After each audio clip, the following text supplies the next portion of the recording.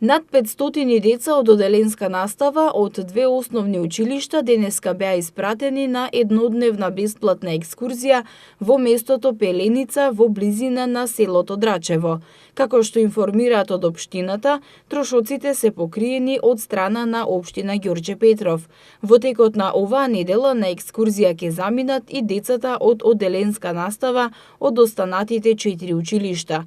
На ваков начин за околу 2000 најмлади се овозможува разновидност во едукативниот образовен систем и можност за запознавање на убавините на помалку населениот дел од Скопје, кој изобилува со природа.